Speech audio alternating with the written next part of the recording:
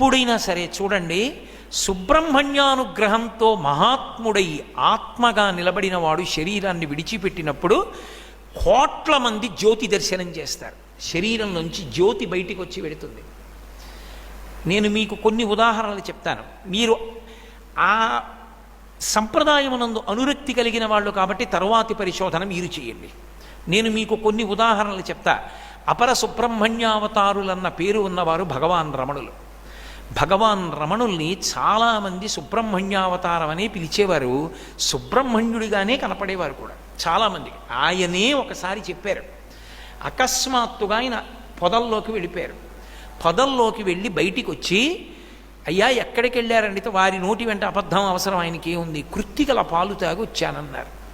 ఆయన అరుణాచలం పొదల్లోకి వెళ్ళి కృత్తికలు పాలిచ్చేవారు అని చెప్పేవారు. ఆయన గోచి పెట్టుకుని పళనిలో సుబ్రహ్మణ్యుడు ఎలా ఉంటాడో అలాగే ఉండేవారు, కర్ర పట్టుకుని నిలబడితే. చాలామందికి రమణ మహర్షిలో సుబ్రహ్మణ్య దర్శనమైంది. ఆ రమణ మహర్షి శరీర త్యాగం చేసి మోక్షానికి వెళ్ళేటప్పుడు కొన్ని లక్షల మంది చూశారు ఆయన శరీరంలోంచి జ్యోతి బయటికి వచ్చి రాత్రి 8 గంటలకి చీకట్లో అరుణాచలం గిరికంతా ప్రదక్షిణం చేసి ఈశాన్య దిక్కునున్న శిఖరంలోకి వెళ్ళిపోయింది. అది మామూలు వాళ్ళు కారు.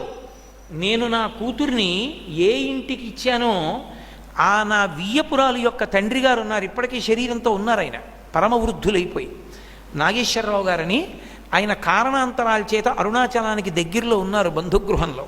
ఆయన రాత్రి పలహారానికి ఎడదామని బయటికి వచ్చి కాళ్ళు కడుక్కుంటున్నారు. రమణ మహర్షి యొక్క ఆత్మజ్యోతి బయటికి వచ్చి తిరుగుతుంటే చూశారు. ఆయన కాళ్ళు కడుక్కుని పైకి తలెత్తి, ఆయన పరమ భక్తి తత్పరుడు, ఒక మహాత్ముడెవరో వెళ్ళిపోయాడు అన్నారు. మరునాడు పేపర్లో వచ్చింది, ఇప్పుడున్నట్టు టీవీ సెట్లు అవి లేవు, భగవాన్ రమణులు శరీరత్యాగం చేశారు. జ్యోతి అందరూ చూస్తూ ఉండగా బయటికి వచ్చి అరుణాచలానికి ప్రదక్షిణం చేసి ఈశాన్య దిక్కునున్న శిఖరంలోకి వెళ్ళిపోయింది.